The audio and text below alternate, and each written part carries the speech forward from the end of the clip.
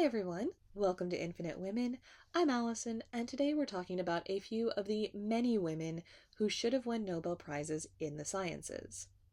Mileva Marić was a brilliant physicist and mathematician, but we'll never know what all she could have accomplished because a classmate knocked her up out of wedlock, and she had to give up her career to care for their children. That classmate, named Albert Einstein, later divorced her after he decided he would rather marry his cousin, although he did pay child support, including the money when he won the Nobel for work that they likely collaborated on together. It's worth noting that Mileva was the only woman in their class at Zürich Polytechnic, and only the second woman to complete her studies in the Department of Mathematics and Physics. The couple had similar grades, her 4.7 to his 4.6, except in applied physics, where she got the top mark of 5 and he got a 1. She also excelled at experimental work, where he did not. She had hoped to pursue a PhD, but her pregnancy and subsequent marriage derailed that plan. Although her husband never publicly acknowledged her contributions, contemporaneous sources, including witnesses and letters between the two, indicate that much of his work was the result of collaborations with her.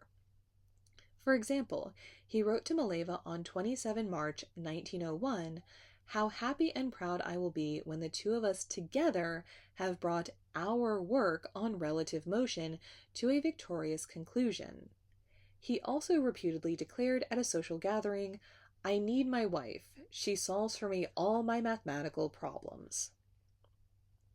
Alice Augusta Ball was an American chemist who developed the most effective treatment for leprosy of the early 20th century. She was the first woman and first African American to receive a master's degree from the University of Hawaii and to be a chemistry professor there.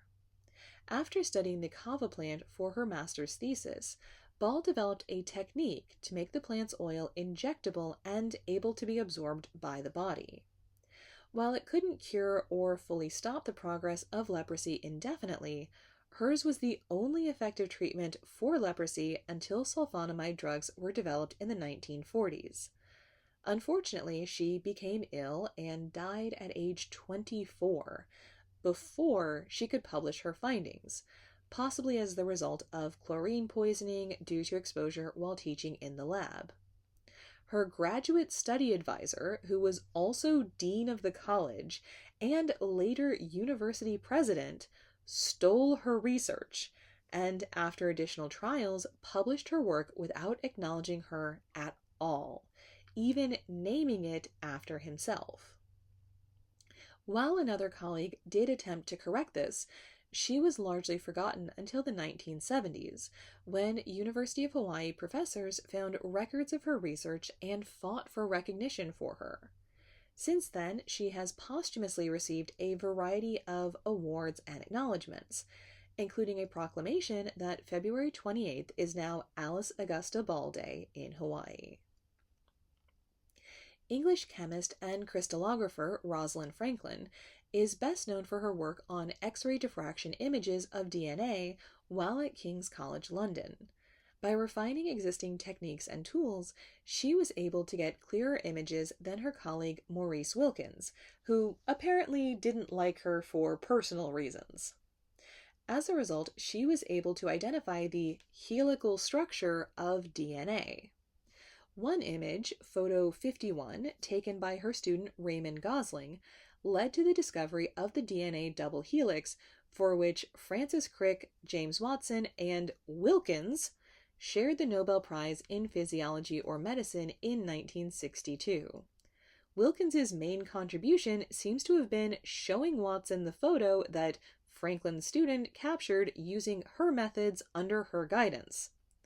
Keep in mind that was after Watson, who originally wanted to talk to Franklin, pissed her off by implying that she didn't know how to interpret her own data. It's also worth noting that Watson racked up decades of racist, sexist, homophobic, anti-Semitic, and even fat-shaming remarks, including offensive comments about Franklin herself. Yet even he suggested that Franklin should have ideally been awarded a Nobel Prize in chemistry. However, as Franklin died in 1958, she would have been ineligible, as the Nobel Committee does not award prizes posthumously. Incidentally, at the time of her death from ovarian cancer at age 37, she was leading pioneering work on the molecular structures of viruses. Her teammate Aaron Klug continued that research, winning the Nobel Prize in Chemistry in 1982. So really, she should have won twice. Now, these are just a few women who should have won Nobel Prizes in the sciences, so this is part of a series, and you should definitely go check out the other videos. Join us next time on Infinite Women, and remember, well-behaved women rarely make history.